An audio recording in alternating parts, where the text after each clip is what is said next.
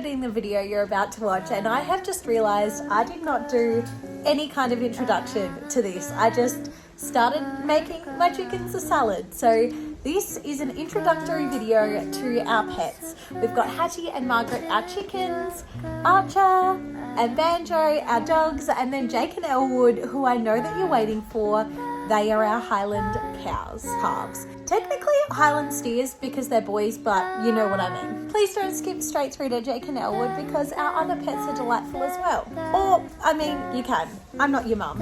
Enjoy the video. I used to hate cleaning out our fridge, but now I love it because I get to take all of the things that are a little bit dicey, maybe I don't want to eat anymore, and make a salad for Hattie and Margaret. So let's do that. So my entire life I've been really funny about food that is a little bit past its best before date. If it's a little bit squishy or a little bit moldy or a little bit soggy, I don't know, I've always been a bit scared of it. And I was talking to my mum about it and she said that she's always been that way as well. So I kind of feel like maybe I got it from her. Maybe when I was little, she was scared of giving me food in case it might be off. So she just grew a real aversion to it and then I got one as well. So it sounds a bit embarrassing, but it's probably really good for me to be working with food that is not at its best, just to get over that, because it's kind of silly. And the chooks are very grateful for it too.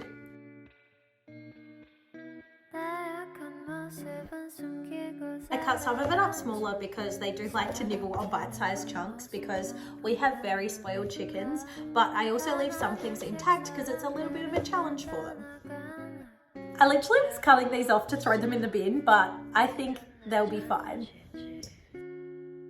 We've got some tomatoes from our garden and I'll finish it off with some baby spinach. I got it from the servo and I don't know, it's just not that fresh. I was gonna mix it all up with my hand, but honestly, I'm just not quite there yet. So I'm gonna use this spoon. Let's go. Out we go with our salad. The dogs are out and, Banjo's on that lead because he keeps jumping the fence, which is really dangerous because during the day, there are tractors and things in the vines around us. And at night there are, let's get some more berries for the chooks.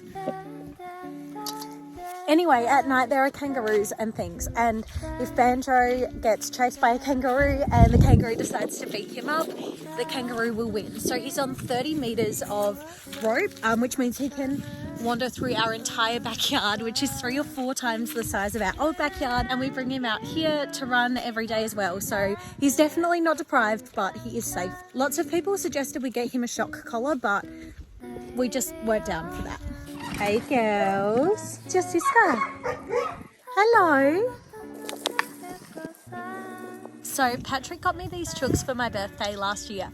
Yes, we only have 2. We're only gonna have 2. They give us all the eggs we could ever need and they love each other and they've got heaps of room here and we just do not need more. This one is Hattie. She's pretty quiet. She doesn't love being picked up, but she does love chasing you around for food. She's a real foodie. And in the back here, we have Margaret. She is a little bit more confident. She loves a snuggle. Like, she actually loves it. And she's probably the alpha of the 2. You know, chickens have pecking orders. She is at the top. Also, sorry about all the barking. That's Banjo in the backyard. Our neighbor has put up these fake birds that keep real birds off the vines. And Banjo is convinced not only is it a real bird, but it is public enemy number 1. I'll just check their water and their other food and then we'll go back inside. I like to pop the sprinkler on for about 15 minutes a day because it's a real treat for them.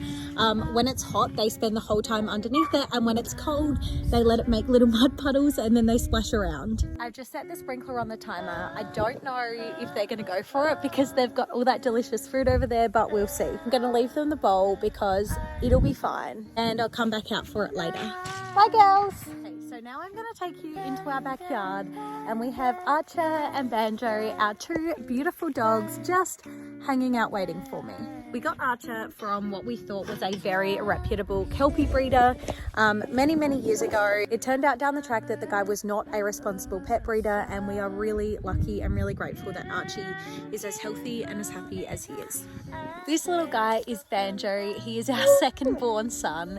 He is a little bit more nervous than Archer is. He tends to be a bit skittish when we've got people around, but he's one of those dogs that when he shows you his love, you just feel so special. He's kind of like a cat, and Archer is very much like a dog. He's a Kelpie. Banjo's a Kelpie cross blue heeler.